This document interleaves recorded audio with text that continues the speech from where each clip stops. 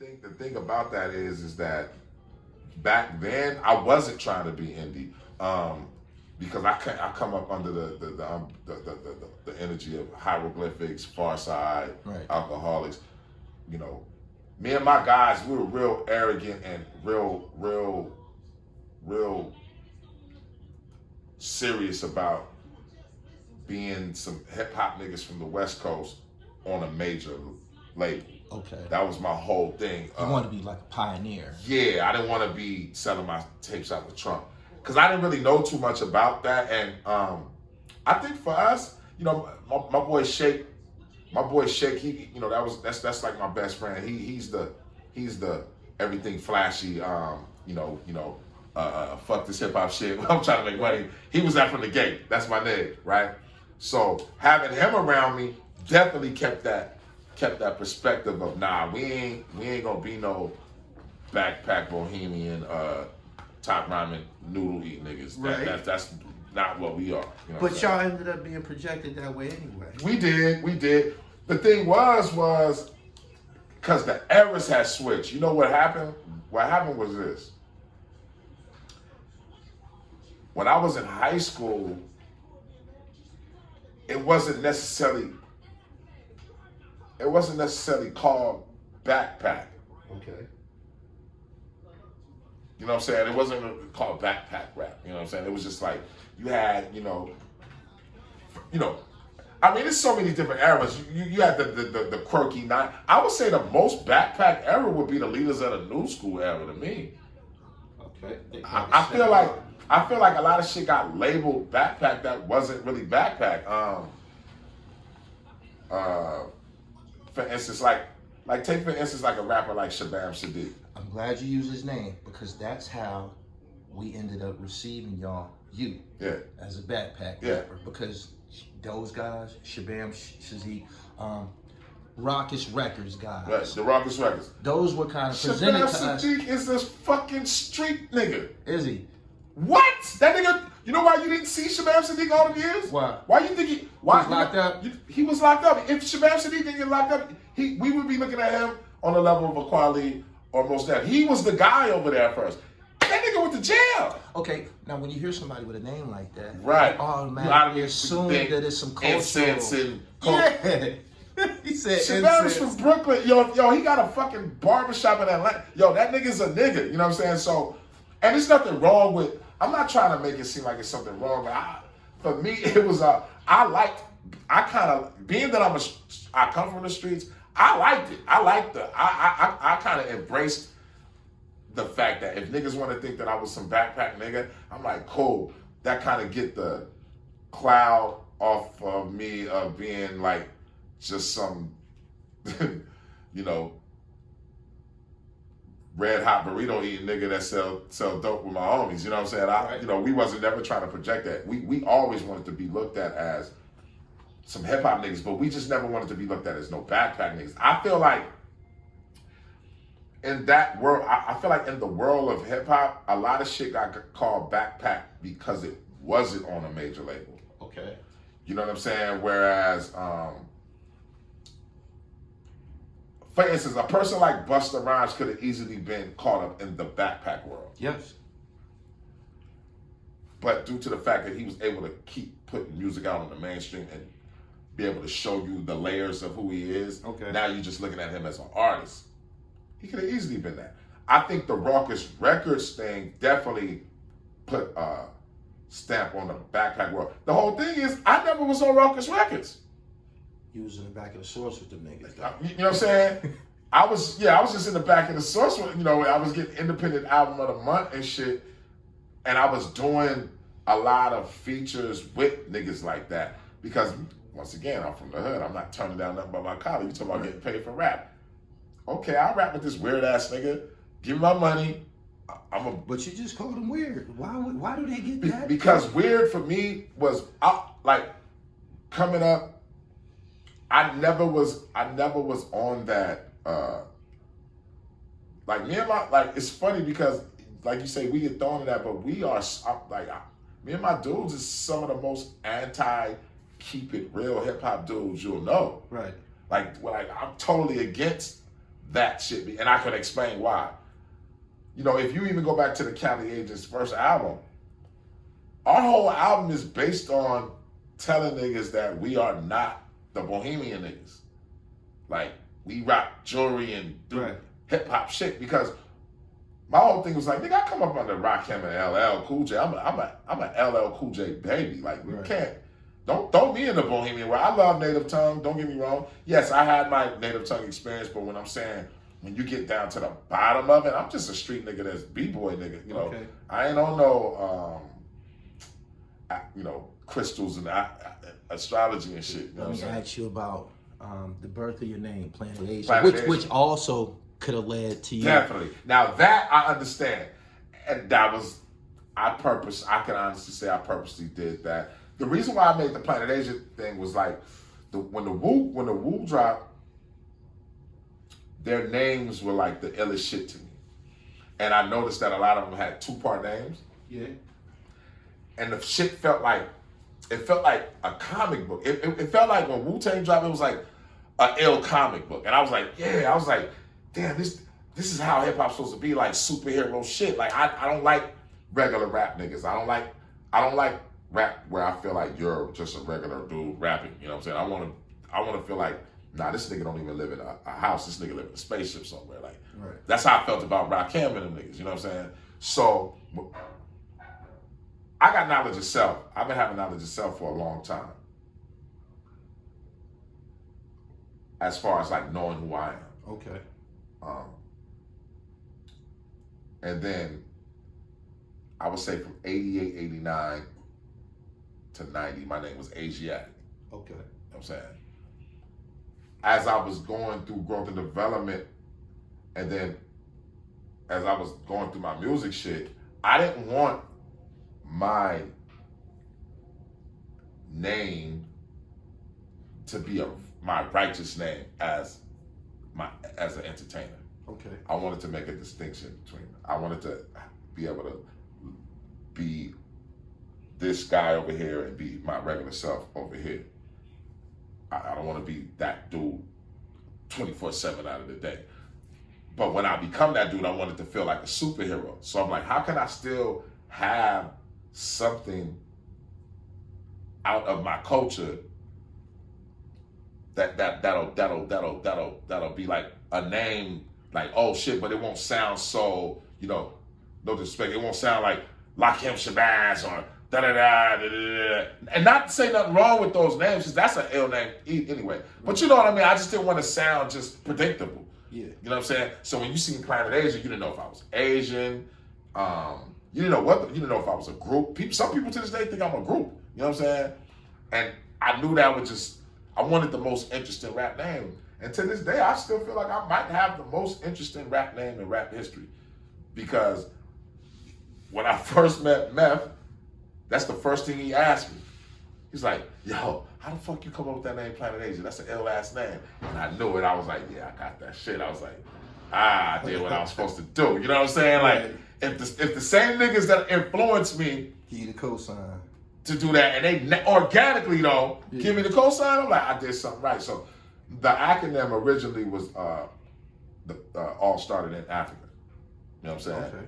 And so it was like, I was high one day in the projects, and I was like, damn, I need a name, and I just started going through all the lessons and this, that, and the third, and I was like, why does the devil teach our people to, this African thing? Why does the devil call our people Africans, right? Mm-hmm. And all that. Going through all that, the people of this continent, the original people call this continent Asia. Planet Asia. Whoa! Like Superman, Captain America, you know what I'm saying? Planet Asia. Like, that sounds like some superhero shit. No doubt. I started thinking about the Big P, and then I'm like, Planet Asia. I was like, I'm Planet Asia.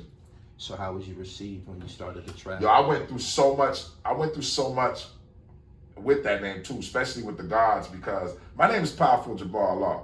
That's my righteous name, right? And a lot of gods would be like, yo, that's a girl name, and I would have to claim like, yo, that's not my righteous name. That's my rap name, G. Look at that shit. Like, right. You got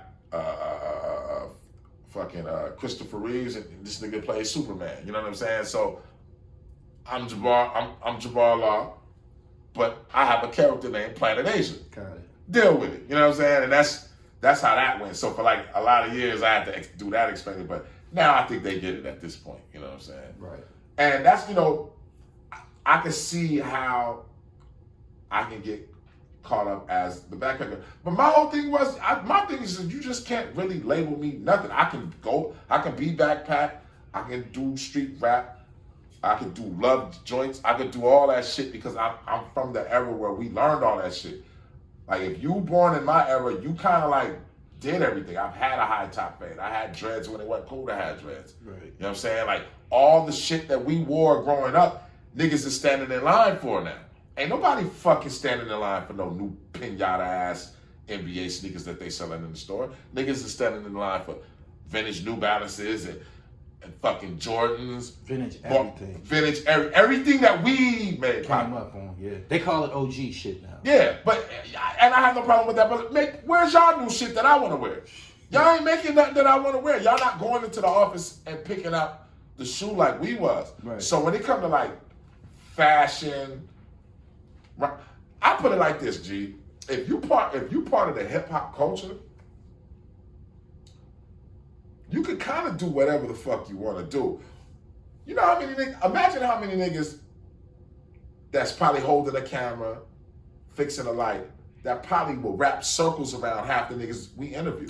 That might even wrap circles around me. They around, but they know all this shit, but they chose to. I'm gonna do this, or I'm gonna produce, or I'm gonna be a stylist.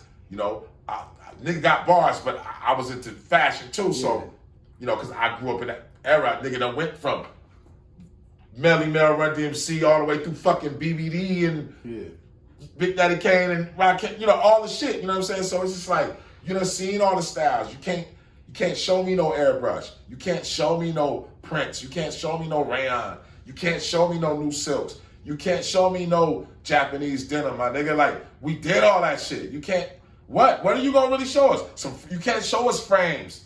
You can't show us jewelry. Y'all jewelry even looking goofy. You know what I'm saying? Like, our shit, niggas is rocking, our 10K jewelry look better than these niggas. These niggas 50 carats and all this shit. Y'all ain't even got no aura to y'all shit. We was rocking Nefertiti's and wild shit. These niggas is rocking cartoon characters and shit. You know what I'm saying? Like, and that's why you can see, like, for instance, you see a nigga like Slick Rick. He's out jurying niggas that jewelry costs more than his. Yeah.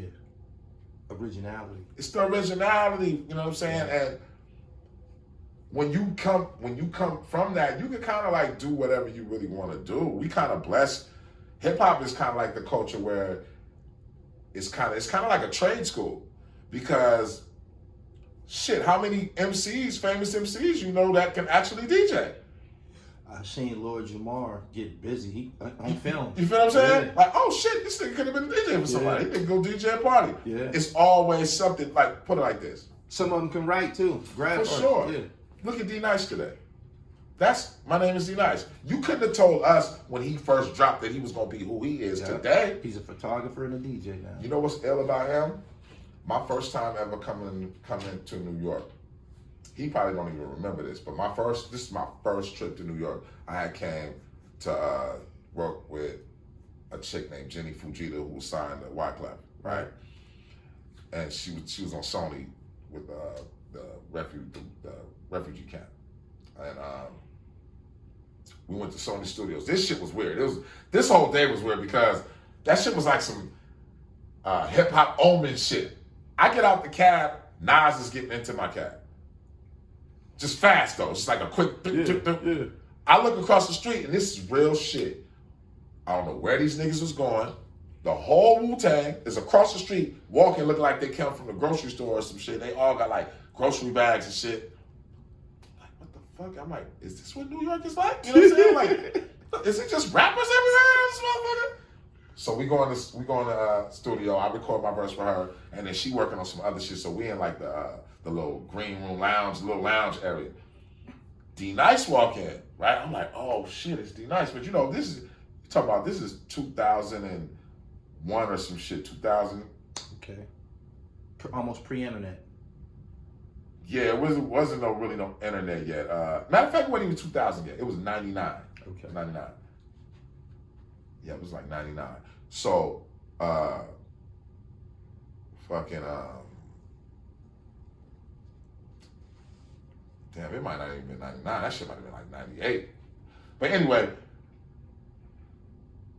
fucking, D-Nice come in, and all this shit makes sense today. Like, it makes so much sense for him to be where he at, bro, because when he started talking, this is what happened.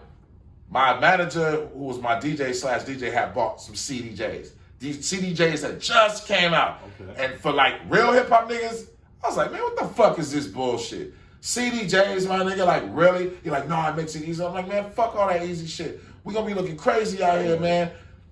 No vinyl, but we're like, come on, bro. Even though I got used to like, oh yeah, you're right, this shit's better. So, but look, D-Nice like, yo, shit. CDs ain't gonna even exist in a minute. I'm looking at this nigga like, I'm thinking like he must be just bitter or something about not being popular, so not knowing this nigga's just highly intelligent, right? Yeah. He's like, yeah, man, in a minute, they're gonna be selling music on flash drives or, you know, I think floppy disks are still in at that time, you know what I'm saying? I'm like, looking at this nigga like, you just really trying to ruin my first experience of being an artist, really like this, right? Yeah. Yo, lo and behold, man, he wasn't fucking lying. This shit went into the internet. And he's the #1 DJ in New York right now. You know what I'm saying? Like, he was but that's what I'm saying. Hip hop teaches you other shit outside of what you originally are in it for. You might have came into this shit being a breakdancer, my nigga, right? Mm-hmm. But you've been around for so long and you've been documenting all your shit. You've been taking pictures of everything. By the time you done got 35, all the shit you're the only dude that has this content. Yeah. Now you a fucking photographer, whatever the fuck. You telling my story right now. I started out as a writer. You know what I'm saying? I started out writing. Yeah, ghost writing. So as long as you know, anybody watching this, my message right now is you don't necessarily have to be a rapper, my nigga, to get paid off of hip hop. Let's keep it real for 1 second. Since you said that, is the rapper the low man on the totem pole when it comes to the monetization of the music? A lot of times, yeah. It depends though. It depends on your success too. I think a lot of times if you're making millions, yeah. I think it's easier to not pay attention to what's being monetized because you're not really suffering. I think the independency comes from more of the artists that don't make a lot of money, that don't make the big mainstream success. So an artist like me, I'm looking at shit, but I still do deals with different labels and shit. Like I might do an album and be like, fuck it, you can have it. I need this bread, right? Because in the back of my mind, I'm like, I'm already doing this other album that I own, right? So I'm like, I need that bread to do this, that, and the third. So it's about really what are you trying to get out of it? It's always you gotta know like, okay, now if you take this bread, you know they off to the races with your shit, right? Yeah. So just know, don't take that bread and go shopping. Take that bread and put that in some shit so you won't feel like they got over. Yeah. You know what I'm saying? And that's how a lot of that shit works a lot of times. You know, in the Bay Area was so hands-on from, you know, Too Short thing. I think dudes saw that shit and was like, damn, we just get bread. I can do this shit too. And then that's when the Mac Dre's, the E40, because E40 been around since I was like, in the 7th grade or some shit. You know what I'm saying? I remember they had a tape called Let's Side. First time I ever seen a Dayton rim was on the cover of the Click album. They just had a Dayton and they had a joint called Let's Side. And I remember that shit, but it wasn't as big. Then they dropped another one on the streets. A lot of them dudes that think about the Bay, they were selling hundreds of thousands back then. So you would have dudes in high school selling 100,000 records independently. Imagine that. You know what I mean? So, and by the Bay not having really an industry like Los Angeles and New York, it kind of forced you to do that. To buy it. To like go independent, like to push your own shit. But then, see, by the time I came up, it was like this world of what you want to call backpack, I guess. But we was, you got to think, when Rascal did when he recorded his first album, Time Waits for No Man, we was kind of like fresh out of the Big Daddy Kane era. So it wasn't really like, it wasn't no Quali at Mos Def yet, because his album dropped in 97, you know what I'm saying? Rascal album dropped in 97. Yeah. No, Black Star dropped in 2000. Rascal dropped in 97. Oh, okay. To this day, Unassisted, because you might not know too much about Rascal. I know the name, but I never heard his music. Yeah, he's like, he had a single called Unassisted, and it was like, to this day, it's kind of like the most sold vinyl in hip hop history, right? Mm-hmm. Now, this is my man. He used to be a dancer for a group called Various Blends that I used to look up to. These niggas was like Jungle Brothers, De La Soul type niggas, right? Ill though, they stage show used to be. I just knew these niggas was getting deals. Like it was around that era, like niggas like that, groups like that was definitely getting deals because they shit was just like, they were like professional to me. Like they was the first dudes I knew that really had like real beats, real songs, the shit just sounded like real. And then they went to Fresno State, and one of them was the DJ on college radio. So they would be playing their music. I would hear like Saphir. This before Saphir was the Saphir that everybody know, because they was all on crew called Children of One and Destiny. I've been knowing them since I was like, I might have been like coming out of elementary into the 7th grade. That's when Frank was already at Fresno State. When I get to the 8th grade, Rascal goes to Fresno State, right? So you got to think all these dudes is 7 years older than me. Right. But these my dudes that I come up with in the game. Like I've been outside, and this is not really normal. It's only, bro, I'm gonna keep it real. It's only really 5 rappers I would say that actually grew up like this. It would have to be Prodigy and Havoc, Chi Ali, Tragedy, and me. Oh, you mean literally growing up in the game? Yeah, and Shaheem. Yeah, I've worked with all of them guys. Like as far as like niggas that been literally in club, nigga, I was in clubs drinking at 11 and 10. Like by 12, definitely. 13, my boy Shake said, he always tell me, he's like, yo, I thought you was crazy. Nigga thought I was crazy because like I was always drinking 40s and shit, but I was like in elementary school, I was the only nigga drinking. So like my niggas be looking at me like, what the fuck? Every weekend, I don't even drink beer, you know what I'm saying, no more. I stopped drinking beer in high school. Facts, I don't drink beer. Right. Because I drank so much beer as in elementary, you know what I'm saying, that from elementary through high school, the cheap liquor, but a lot of beer. Yeah. That was like my first thing. So I don't really drink beer. But like I came up seeing this shit before I was even active in the game as a rapper. I was just always there, like the first shows that would ever come in my city, whatever, you know what I'm saying? Like I seen NWA live. So like a lot of that shit that the nostalgic shit that people talk about, you hear dudes talk about it, but they didn't get to see it. Right. Nigga, I seen this shit. So it was like, I seen Redman on his first album with not too many people in the audience. You know what I'm saying? I seen Leaders of the New School with De La Soul and Cam D. Seen DOC with The Voice. I seen The Real Humpty Hump live. I seen LL walk out the radio. I seen LL walk out the radio. I seen Houdini and them niggas damn near getting butt naked for bitches on stage. Ecstasy. The niggas wild. Like he was different. 80s ecstasy. Yeah. I used to have to go like this. The niggas are sex symbols. Bro, I used to have to look the other way, bro. Yeah. Yo, word is bond. I never told this story, yo. I ain't never said this. This nigga pulled his dick out on stage, G. Wow. He just passed away last year. Rest in peace. I'm not surprised. I remember them. That might have been the wildest shit I seen in hip hop, G. And I was a kid when that shit happened. I was like, oh fuck no, yo. Niggas was different back then. Yeah. You know what I'm saying? So, yeah, that shit was wild. He was a wild dude. I was like, yo, Houdini. Niggas, you look at Houdini today, you think they some nice, what? Yeah. I'm like, nah, them niggas some party animals. Get your mama out of her Between them pants. and Beastie Boys, Yeah. I seen them live. Yo, I remember seeing Beastie Boys live, and they almost got booed until they started performing. And it was like, oh shit, these motherfuckers is rocking it. Killed it. You know what I'm saying? Yeah. Yo. First time I seen Public Enemy on their first album. I didn't even know who Public Enemy was. You know what I'm saying? This is before the S1Ws. This one they just had plain clothes niggas with Uzis on stage.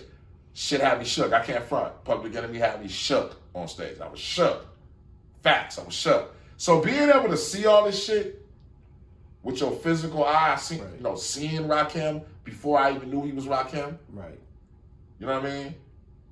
A lot of that shit affects the way you make music. You know what I'm saying? Like it's just so how I make my music is kind of like my childhood. No doubt. Everything that influenced me in my childhood. You know, DJ Scratch is my DJ today. That's like, come on, bro. Like, I'm from Fresno, California. DJ Scratch from EPMD is my DJ. Like, that was your DJ. That's Albany Projects. He could listen to. You feel what I'm saying? $500,000 my favorite rapper, and he. Come on, he man. $500,000. I know. I just got off the phone with Scratch. He got the best hip hop stories ever. Right. Like, because you got to think, he got hired by John Lester J to get with EPMD in fucking 87 or some shit. Mm-hmm. Around. 88. My bad, 88. He got, because they DJ had, went do something else. They was going on the road. Jay like, I got somebody that's nice. Da da da. Boom. So that's how So to be able to hear those stories and just to be a kid growing up, you know what I'm saying, buying EPMD albums and like that's one of my favorite groups. You know what I'm saying, and then, funky piano, da da da. Like I used to just visualize myself doing songs with DJ Scratch, and it's crazy because you don't really hear even though he got platinum plaques, you don't hear a lot of people bringing his name up like that. But for us growing up, Scratch was everything. So to have that as my DJ, like nigga, that's better than anything. Like that's like having Jam Master Jay as your DJ. A lot of rappers can't. Bro, that's like playing with Jordan. That's like Kobe with Jordan. You can't even pay for that. Like that's priceless shit. As you saying this, he's your DJ, and you taking me back. I'm hearing his solo on the Big Payback. Come on, man. Big Payback. And bro, and by him being from Albany Project, the gangster shit. And once again, like we was talking about earlier, it be dudes like that that's really with the bullshit. Yeah. That's hella cool though. Yeah. But go back and look at any story. Since you said that, yeah. Interject for a minute. You said that these guys that you encounter that be with this gangster shit, they be hella cool, right? Right. I work behind a camera and I often profile gangsters, and they all hella cool. Right.